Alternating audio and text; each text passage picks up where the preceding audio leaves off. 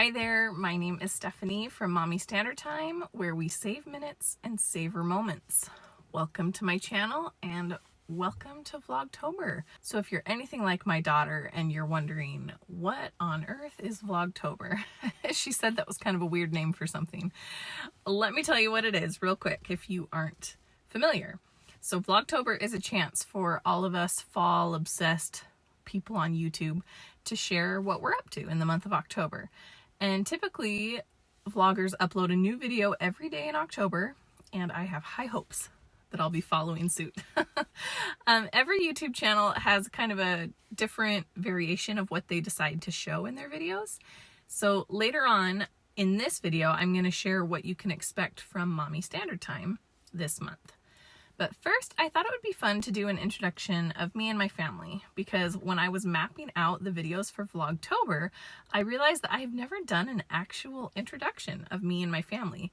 I've shared some life stories and things with you, and I've mentioned things in passing, but I haven't done a full video just to share where I'm from, why I call my kids by weird names, and why they don't hang out with me on YouTube. So I thought I would share that with you today. So I was born and raised in a small town in northern Oregon, right on the border of Oregon and Washington. I'm the middle daughter of 5 children. So yes, I have 2 older brothers and 2 younger brothers. I guess you could say I was just your typical nerd growing up. I hated getting in trouble and I liked getting good grades. And I even had some teachers refer to me as an old soul or the grandmother of the class. But from the time I was in elementary school, I knew I wanted to be a teacher. I grew up with parents who both worked in public service careers. My dad is a music teacher and my mom was a social worker in child welfare. And by watching their examples, I could see that earning a living was important, but also making a difference while earning a living could be even better. So my extracurricular activities were mostly music related, being a band director's daughter, but I also loved basketball. I am 6 feet tall, and when you're 6 feet tall, people expect you to either play volleyball or basketball or both. And I could not do an upper hand serve. I didn't have the upper body strength for that, and I couldn't jump very well to be a volleyball player. So I stuck with basketball. And even though I did play basketball from the time I was very young, I was pretty average. I didn't earn any scholarships or anything for sports, but I absolutely loved basketball. But after high school graduation, I knew that I wanted to be a special ed teacher. But when I enrolled at BYU in Utah, they didn't have a special education major at that time. So I decided to major in elementary education and then had a plan to get my master's in special ed. But after college, I moved back to Oregon and applied for teaching jobs in different Oregon towns, mostly where I had family. But my teaching license was actually in Utah, so I didn't get very much response for my job applications in Oregon. But my aunt, who was a teacher about 100 miles away from my hometown, she encouraged me to apply with her school district. She said they were very progressive in helping people with out-of-state licenses get licensed in Oregon. So at my job interview, when they heard that my actual goal was to be a special ed teacher, you could just feel the gears shifting in the interview. And they called me and asked me to start as a special ed teacher under an emergency license. And they would even pay to help me go to school and get certified for special education in Oregon. So I started my first year of teaching at 21 years old, fresh out of college, doing a job I wasn't truly trained for. And it was during that year that I actually met, courted, and married my husband, all in that same year. Because as it turned out, this town where my aunt worked was also my husband's hometown. We met at a church activity and hit it off quickly. Looking back, it does seem a little crazy that we got married so quickly, but we knew it was right. But also during that first year of teaching, I enrolled in a distance education cohort that would help me get licensed in special ed. And then those hours of that cohort also counted towards my master's. But spoiler alert, I never finished my master's. Since I was in grad school, hubby decided to find a job with good benefits and wait for his turn to go to college. He got hired working for a tire retailer that's popular in our region of the country. They're known for having great benefits and are overall a great company to work for. We got married in early 2006, bought our first home in the fall of 2006, and our first child was born in late 2007. And after finishing off that school year when he was born, working full-time, I decided that I would start working part-time. So in the fall of 2008, I was still teaching, but part-time. And our second child joined our family in early 2010. And it was around that time where we felt like we wanted to live closer to my family because we wanted to go back down to one income, but we needed me to substitute every so often to help make ends meet. And my sister-in-law was in a similar situation in my hometown, and so we thought we could trade babysitting. So that was major move number one for our family. Hubby was able to just transfer to with the same company to my hometown, and it was a pretty smooth transition. We lived with my parents for the summer while we waited for a rental. Then we rented for a year and absolutely hated being tenants, and that's the last time we've rented. We bought a large fixer-upper home on a nice sized lot, and we thought we would grow into it and live in it for a very long time. And during the first year that we were living there, I got a phone call asking if I could be a long-term substitute to get an elementary special ed classroom up and running until they could hire a teacher, because there are a lot of loose ends to tie up at the beginning of the school year. If you're a special ed teacher, you know what I'm saying, like getting the schedule going and all of that.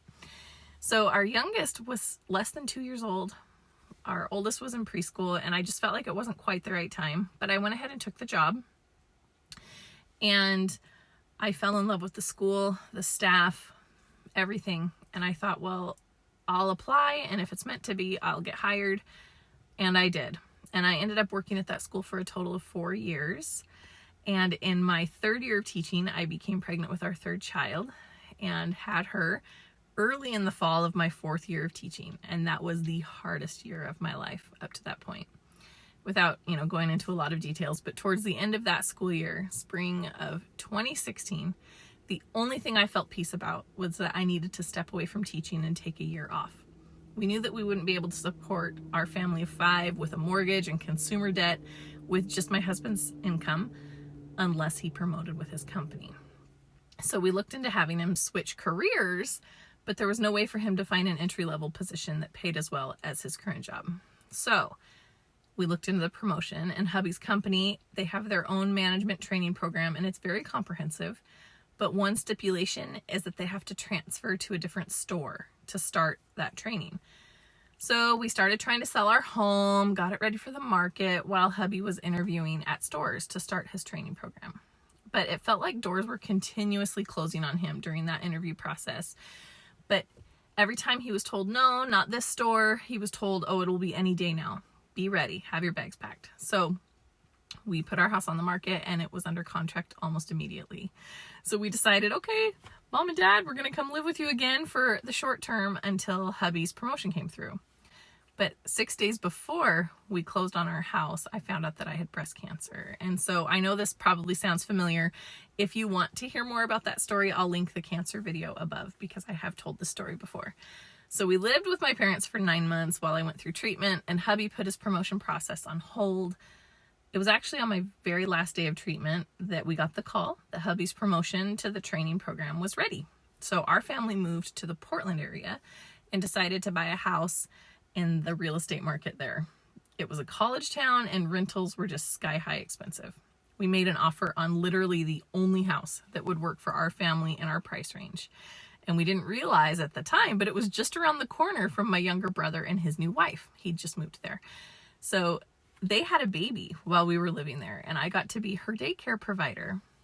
And it was such a blessing for me as I dealt with the grief of not being able to have any more children. And during this time, I also started working from home in the early morning as an ESL teacher to children in China. Just little things to try and help make ends meet. But living in such close proximity to my brother and sister-in-law, it was just a really sweet period of time. We look back on that period of time with fondness. And we were there for 2 years until it was time for hubby to start interviewing for assistant manager positions because he'd finished the training. Now, that interview process took longer than we were expecting. So again, our house was sold too soon. My parents at that point were temporarily living in Florida. So the kids and I moved in with my youngest brother at my childhood home. but hubby had to stay in Portland and work. And so he stayed with my brother and his wife until his promotion came through.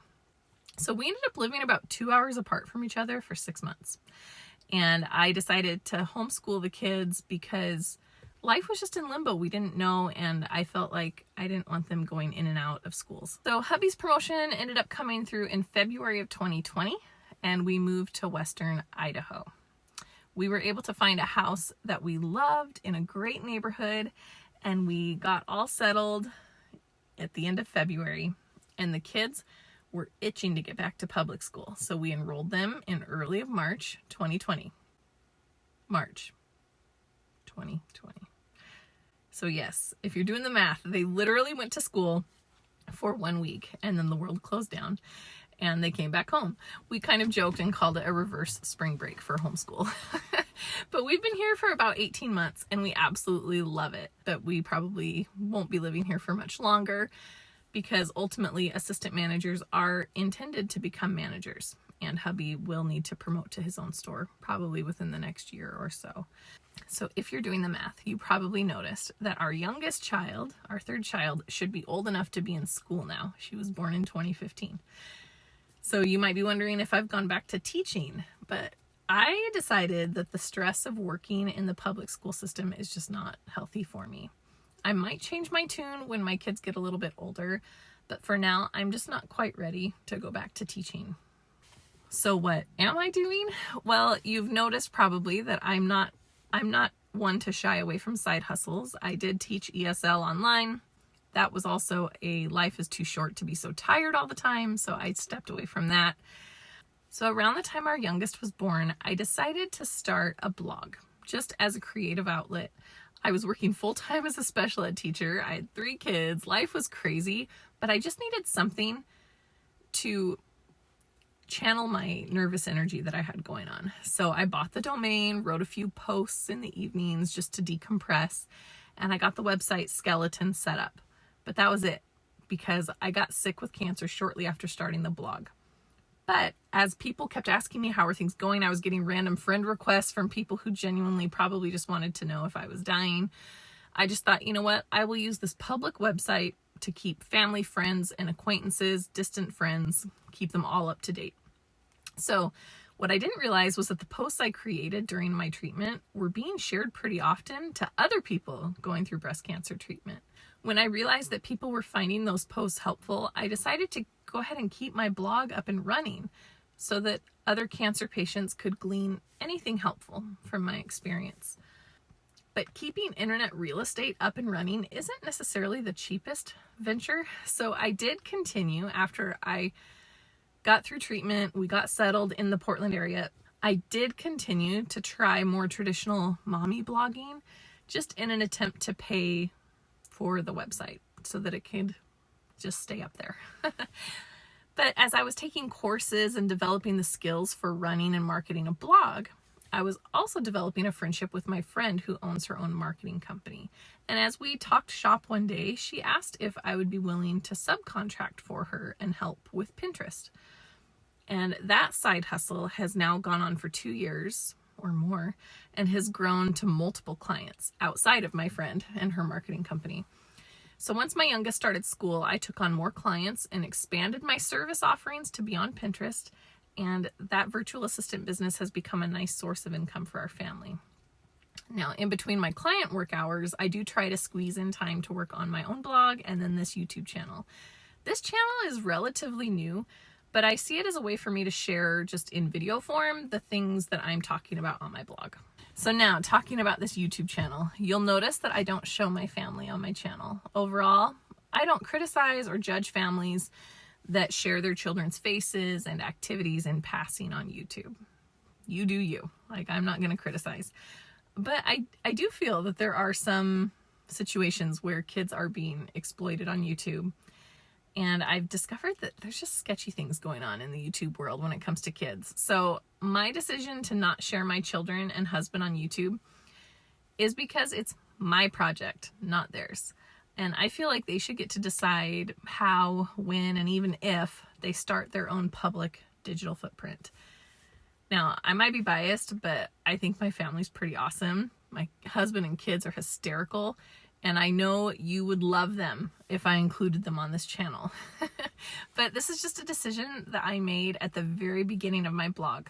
But I'd still like to formally introduce you to my family. So first is hubby, and if you read my blog, you might notice that I call him Mr. Blue Eyes sometimes, but on YouTube, I typically call him hubby. And then our 14-year-old son is known as Buddy. His name was chosen because he really is called Buddy at home. This is his nickname that we use often with him, and it just felt authentic to continue that on YouTube. But back when I first started my blog, he chose the Professor as his pseudonym, but over time, he's just felt like he has outgrown that and wanted it to call him Buddy instead. Our 11-year-old daughter is called Minnie on YouTube. So if you read about her on the blog, you'll notice that we refer to her as Mini Me because she genuinely looked exactly like me as a baby and a toddler. I don't want you to worry though. It's not like we're trying to force her, to put her in a box to be just like her mother or anything. She is her own unique person. She is so much cooler than I ever was. And we've shortened Mini Me on YouTube to just be Minnie. And then our 6-year-old daughter is called Ladybug. Her pseudonym is based loosely on her actual name, and we just thought it was cute. I'm assuming she'll outgrow her pseudonym at some point, but for now, we're enjoying Ladybug here on YouTube. Am I under the impression that my family is 100% protected and you'll never be able to find my child's names or photos online? Absolutely not. I'm not naive. I know that with a small amount of Googling, anybody could find out who we are, where we live, where my husband works, and probably who my kids are. This is just my attempt at protecting my children's identities and allowing them to create their own digital footprint when the time comes. Enough about me. Let's talk about what you can expect from Vlogtober. So first of all, I will continue to share some of my time-saving tips and just other content, especially when it comes to my favorites, meal planning and cleaning. Just ways to help people save time. So I haven't decorated for the fall, so you're going to see some fall decorating content. We have a few fall activities that we're going to take part in as a family, so I'll be vlogging those. I'm hoping to do a couple of fall themed Friday fails. Got to bring those back. And $5 Fun Friday, we'll do some of those with a fall twist. And just overall, we'll fill in the blanks with regular vlogs, day in the life. So if any of that sounds interesting to you, I hope that you'll consider subscribing to my channel. I will be posting every day, but I'm sure I will miss a couple days here and there. I'm warning you right now. So be sure to click the notification bell when you subscribe so that you can be notified when I do post my new videos each day. Fall is my absolute #1 favorite season of the year, and I am really excited to hang out with you every day in October. So I will see you tomorrow.